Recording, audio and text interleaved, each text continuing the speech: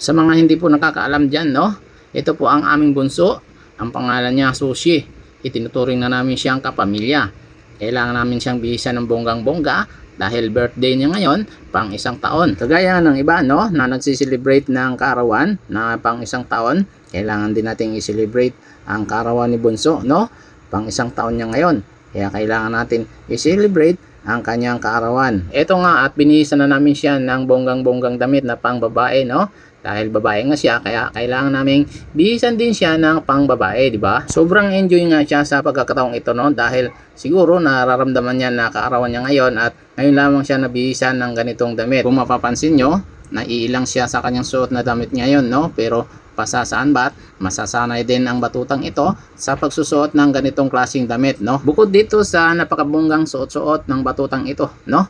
Meron din kaming inihandang regalo o sorpresa para sa batutang ito, no?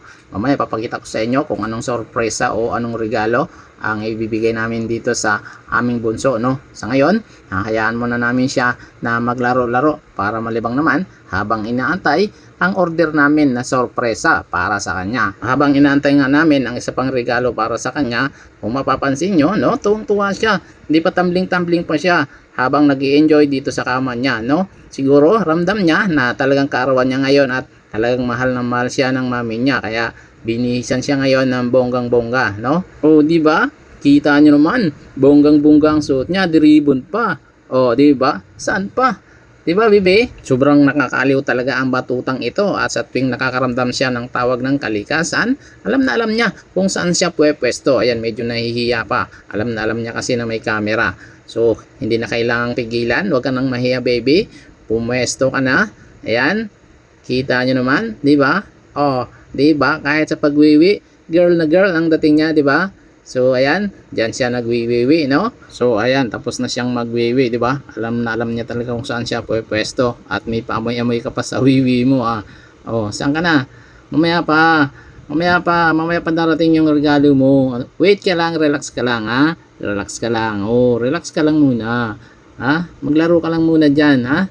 Maglaro ka muna diyan, ha? I-enjoy mo yung araw mo ngayon, no? So walang makakapigil sa iyo kung ano man ang gagawin mo dahil araw mo ngayon. Pababayaan ka namin kung anong gusto mong gawin mo sa buhay mo ngayon, no?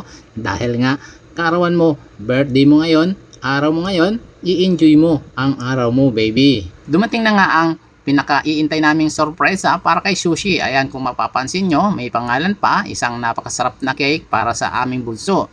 Ayan, Sushi, lapangin mo na. Araw mo ngayon, tirahin mo na. Para sa iyo yan yung cake na yan. Salamat nga pala kay mami at kay ate na bumili ng cake. Yan si mami, mahal na mahal niya si Sushi.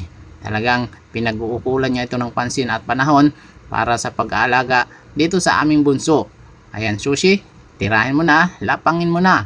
1 beses lang yan sa 1 taon. Pero wag kang mag-alala, no? Kahit hindi mo pa birthday, kung gusto mong kumain ng cake, magsabi ka lang kay mami at kay ate at ibibili ka ng cake, no? Ganyang kakamahal ng ate at mami mo, no? At dahil nga first time niyang kumain ng cake, no? Naninibago pa siya sa lasa ng cake, no? Kaya dito sinusubukan ko muna siya. So enjoy your day, no? Sushi, happy birthday at mahal na mahal ka namin, no? Sana tumagal ka pa sa amin sa muli, no? Happy birthday sa iyo, Sushi bunso. I love you, baby.